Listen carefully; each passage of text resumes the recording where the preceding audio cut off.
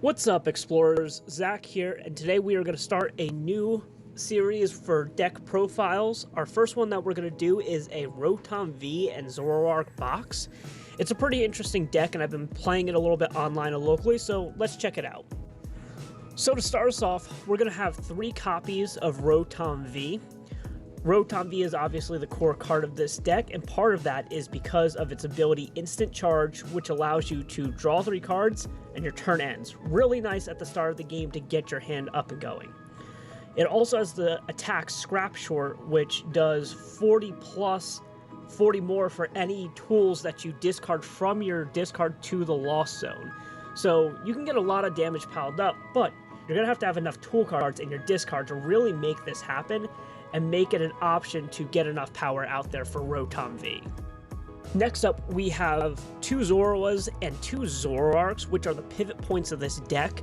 Zoroark's ability, Phantom Transformation. Once during your turn, you may choose a Stage 1 Pokemon, except Zoroark, from your discard pile. If you do, discard this Pokemon and all attached cards and put the chosen Pokemon in its place. Essentially, you can take Zoroark and swap it for any Stage 1 that's in your discard pile, and then we have a pile of Stage 1s that we're going to play to go along with it.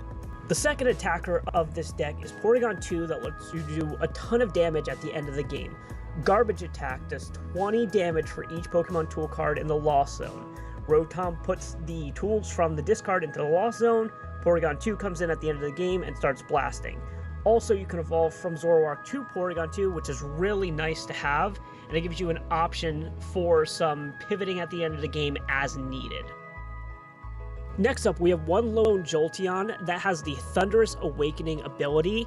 If this Pokemon has a memory capsule attached, water Pokemon in play, yours and your opponents have no abilities. So essentially, you're shutting off Radiant Greninja, you're shutting off the Inteleon line, all sorts of things, which is great. Next, we have a situational attacker in Mightyena, which is our Mew killer. Essentially, you go after Mew VMAX with this because its ability Hustle Bark. If your opponent has any Pokemon of VMAX in play, you don't have to pay an attack cost, and it does 160 damage with Wild Tackle, which, when it hits weakness on Mew VMAX, knocks it out. So let's look at a few one-offs. We have Diancie that goes out on the active spot to buy you some time in the beginning of the game. We have Radiant Venusaur with its Sunny Bloom ability that allows you to draw till you have 4 cards in your hand. It allows you to not end up with small hands. It prevents you from getting Rock Sand. It's kind of the same concept as Barrel, but it's the Radiant Pokemon we're playing. And of course, we're going to play Sableye. We have Lost Zone action going on. Once we get 10 cards in the Lost Zone with all those tools, at the end of the game, we are going to play Sableye and start blasting and dropping damage counters everywhere we want. You could play 2 Sableye in here. I've gotten away with 1, but you can consider 2, and it probably wouldn't be a bad idea. Alright, let's look at the stadiums we're going to put into play. 2 Pokestop, 1 Path to the Peak, where Path lets you shut down any Pokemon V that have abilities on them. So once you're done with Rotom's ability, you're good to go. Then Pokestop just lets you search through the deck, churn through the deck for those item cards that you need. You need to get those item cards to discard them to power up Rotom to make any sort of attack possible at that point. Alright, let's get into our supporter cards with 2 copies of Professor's Research. Discard your hand, draw 7 cards, refresh your hand, discard those tool cards that we want to get in the discard for Rotom.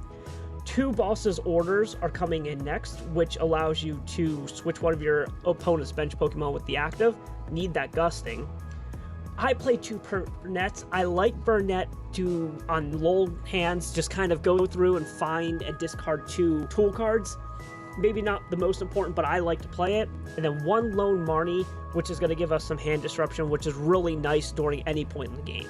Alright, this is where the bulk of this deck really comes to life, is with a ton of item cards to get things going and to help Rotom V.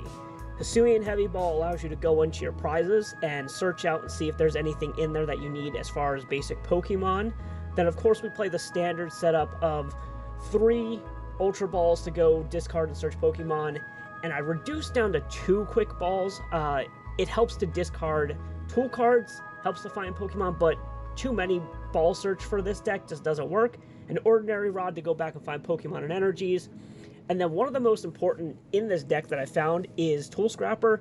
allows you to scrap either your tools or opponent's tools, which gives you a really good opportunity to put more stuff in the discard. Two more important item cards are Pal Pad to go back and search used supporters, and then what might be the most important card to come out of Lost Origin for this deck is Toolbox. Look at the top 7 cards of your deck, any items you find there, put in your hand, put the rest back into your deck and shuffle. Really great. Sometimes you hit a slew of item cards that you can then discard with a Professor's Research. Alright, this is where things get wild with 3 air balloons that we're going to play, 2 memory capsules.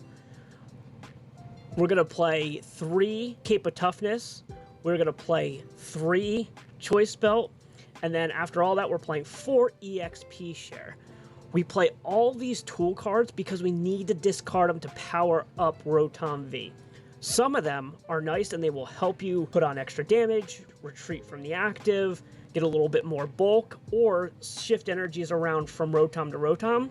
But you have to play enough that you can get enough juice onto Rotom when you discard them to the Lost Zone. So EXP Share obviously goes on Rotom.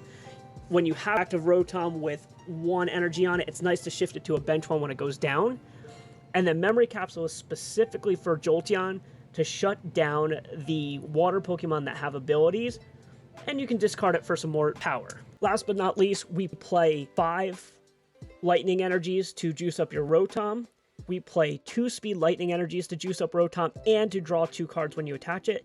And we play 2 Psychic Energies for your other Pokemon as you need to power them up.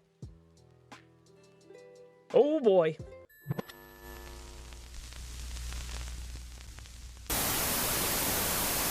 Sorry for the cat attack there, folks, but the last card that could be potentially put in this deck from Silver Tempest would be Forest Seal Stone to search out a card using a V-Star ability that Rotom doesn't have, so that could be a nice add. But other than that, I hope you enjoyed this deck profile. Maybe it'll convince you to play some Rotom in the future. Enjoy!